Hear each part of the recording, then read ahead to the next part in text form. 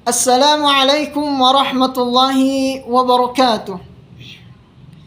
Innal hamdalillah nahmaduhu wa nasta'inuhu wa nastaghfiruh wa na'udzu billahi min syururi anfusina wa min sayyiati a'malina. Man yahdihillahu fala mudilla lahu wa man yudlilhu fala hadiya lahu. Allahumma salli ala sayyidina Muhammad wa ala ali sayyidina Muhammad. Allahumma inna nastahdika li arsyadi amrina wa zidna ilman yanfa'una wa ba'du. Para hadirin jamaah Salahuddin Al-Ayyubi Official, dalam kesempatan ini saya akan menjelaskan korelasi atau hubungan antara surat Al-Kafirun, surat An-Nasr, dan surat Al-Lahab. Sebagaimana kita ketahui bahwasannya tujuan Allah Subhanahu wa taala menciptakan manusia tidak lain dan tidak bukan adalah hanya untuk supaya manusia beribadah kepada Allah Subhanahu wa taala. Wa ma khalaqtul jinna wal insa illa liya'budun. Maka surat Al-Kafirun menggambarkan kepada kita pribadi Nabi Muhammad SAW yang taat kepada Allah Subhanahu wa taala dan tidak menyekutukannya. Qul ya ayyuhal kafirun la a'budu ma ta'budun.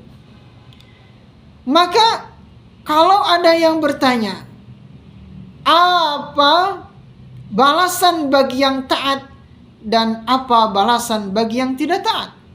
Maka dalam surat An-Nasr Allah menggambarkan kepada kita balasan bagi orang yang taat kepada Allah Subhanahu wa taala.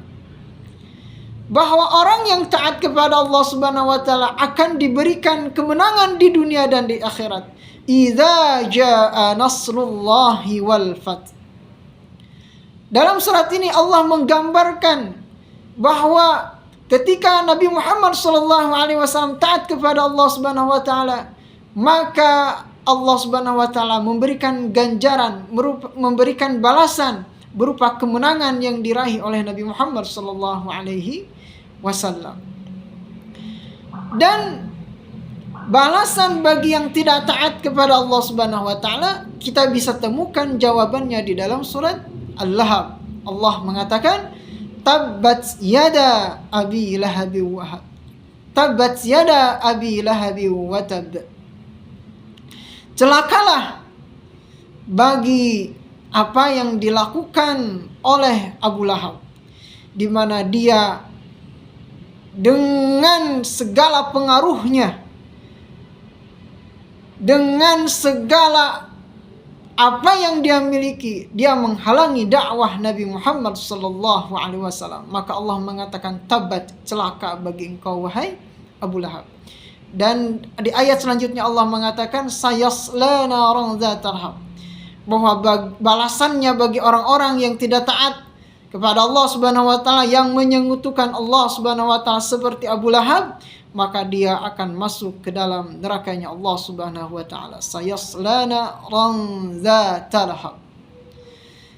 Jadi kesimpulannya, hubungan ketiga surat ini menjelaskan kepada kita tingkatan orang yang taat kepada Allah Subhanahu wa taala dengan meraih kemenangan baik di dunia dan di akhirat, dan tingkatan orang yang tidak taat kepada Allah Subhanahu wa taala dengan celakanya di dunia maupun di akhirat. Na'udzubillahi min dzalik. Wallahu a'lam bissawab.